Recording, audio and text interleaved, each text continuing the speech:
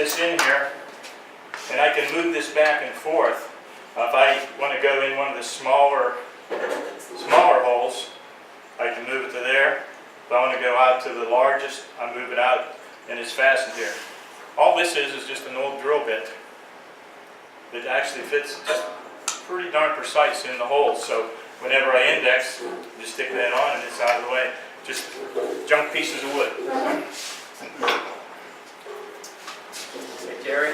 Yes? Where did the index wheel come from? Did you make it? No, I bought this in Ohio at one of the symposiums. I think at that time, it's VM Woodworking. It says very meticulous.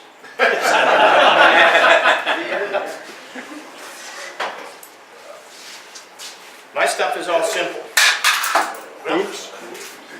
We don't need the speaker. When I'm making something and I want to spray it, depends the size of it. Instead of trying to hold it and move it around and everything, yeah, move it around to spray it. All I did was took for making like a Lazy Susan, just put it on a small block of wood, and all I have to do is sit it on there and spray and turn it. Never have to touch the piece that I'm spraying. Okay, and two, when I'm cutting dowels, you know, you never want to cut a dowel on a bandsaw, catch it and pull your finger in. You know, you can make real elaborate things very simple. All I did is took a block of wood, cut a V in it, I put it on my table, put my finger on there, it's out of the way, and just push it through, and the dowel stays permanently, doesn't roll at all. Another thing for the bandsaw. My bandsaw, when I try to, if I wanted to make like a veneer or cut down the center of a board, say this was a board and I wanted to cut this in half, it doesn't track right. So what I do, I pull my fence up and I clamp that to it, and as I'm going through, I'll have a line drawn on the board, and I can just follow that and move on this V part of this little jig, and I can go right down, straight right down that line. Another thing, making hollow forms. Try and get in there and sand a lot of times. You can use forceps. Forceps, you got something there that can grab your fingers. So I just come up, and all this is just a block, piece of wood, put Velcro on it, took one of the Velcro pad sandings, and I can go in and just reach in and sand, and I got it a little bit of an angle so I could come up along the side of it. Another thing on sanding, I bought these in Ohio at the Wood Turning Symposium. The fellow, I can't think of his name now, sells all the sandpaper and stuff. Sanding glove? No, No, Cliff. Vince. Has these, it just has Velcro on it, you can put your pad on it, and if you have something stationary, you can go, your fingers are out of the way, your hand doesn't get tired. Very good. It just, I have two different ones. I have like a coarse on one I can do real quick, and then use the finer one. Sandpaper. I get the big sheets, I cut into pieces like this. I mark on the back what they are, because anytime you cut them, you're not going to have what size it is. Mainly you can tell what it is. But what I do, I cut it like this. I fold it in threes. That way, that's my sanding. I got a good new pad here to sand. My fingers have a little bit of cushion because I got two pieces there. When that side gets worn out, I got this part to do. Once those two are done, I open it up and I still got a new piece of sandpaper there. Making pendants. I have the jig now that I bought off of Ruth Niles. But when I first tried to make a pendant, I thought, how can I do it? So what I did, I took a block of wood and I drilled a hole in the back in the center. And then I moved off 3/8 of an inch. And I put it on, this I bought at Sears years ago. It's just on a Morris paper, number 2, has a thread on it, and I'll start out with it round in the center and make the pendant.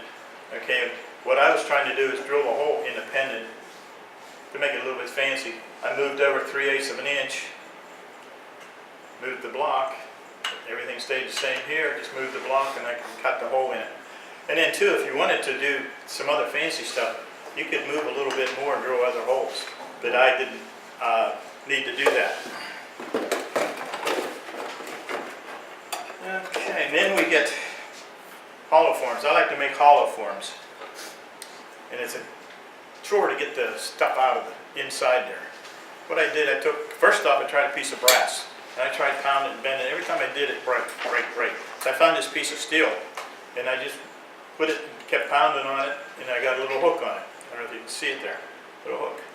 And then if you know how to turn on a lathe, you can build a little handle on it. So.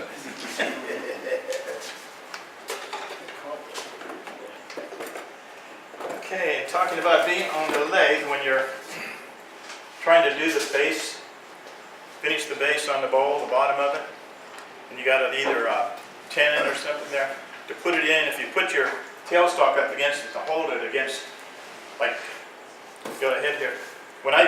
Some bowls, when I turn it, if it's a regular bowl, I can put this in the chuck.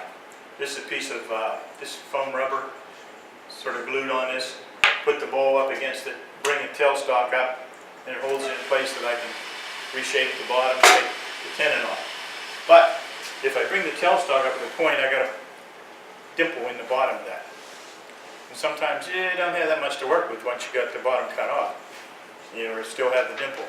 So what I did, I have a bunch of these little balls, and I took and I drilled a 5/8 inch hole that fits right on the tailstock on the spindle there.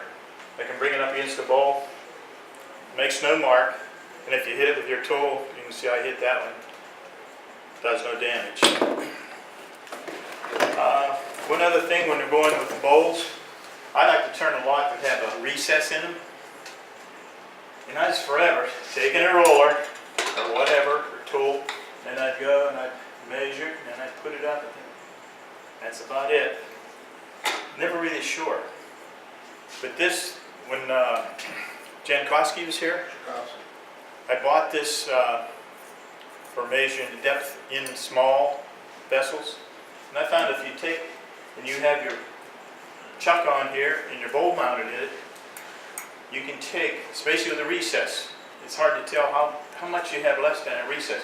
You can go right down between the jaws of the chuck in the back and come up with this, and it's going to give you the judgment how thick that really is. I mean, to me that was worth, I'm always down there tapping to find out am I there or am I not. So, one more thing, sometimes you need little pins, bamboo sticks. They're real sharp. I bought a whole bag, I think, for $1. And these things are strong. Just a whole $1's worth, and I must have 100 in that bag. And I've used them for different things, just when I need a little pin for something. That's it. Now the hard stuff can come. You know, every one of those things are great. Where do you keep them? I have those things all over. I never know where they are. Well, sometimes they're right in front of me. But I've got to go get Nancy and say, Nancy, I can't find this. Where is it? Well, where should it be? And I'd say, right there where it is. I have a bunch, what I bought was the mechanic chest, like to keep your tools in. And I have like 3 of them. And the drawers in them are just great. You know, but to remember which drawer is what is the big thing. So. That is a problem. Yeah. Terry, on the same note that man just was talking about, Max Peterson, a former member of our group, had his own business and excellent shop and all these jigs he made. He said the one thing that he should have done when he started making the jigs was label what they're for. Because he said he made so many over the course of time that he actually forgot what the jigs were for. So he said he says if he's doing it again, he says I'd label every jig to know what it's for. Yeah. That swivel, the Lazy Susan. Yeah. I took a TV swivel stand. Yeah. And used that, covered it with plastic. Yeah. So we could. I like this. It's usually out of sight and I can't find it. But it's small and I can stick it in a drawer and it doesn't take any room. limits on it. But I can put a bowl that big on it and still use it, so it's just, yeah. They're nice because you can turn to the other side without Yeah. having to pick it up. Right, just spin it, and it just, you don't get much of a build-up for runs when you're trying to spray. So I use the spray cans to spray. And that's it. Annie? Yeah, Annie, Can you show me that bandsaws do that again? which one? the V group. The one that does correct for bandsaw drift? The- Yeah, that. This, all it is block of wood with a block screwed onto it with a V, or like cut to up here to a point. Okay. Okay, and I put that on my, I sort of clamp it to my Fence. fence. Okay, but I have a line drawn where I want the cut to go, and if I'm veering off, I can just turn it real easy on that. Gives you a pivot point to swing that board on a little bit, just to correct for the. Because mine will not follow. You know, I'll go, and it's not the blade. I can't quite get my table set up right. I've tried and tried and tried.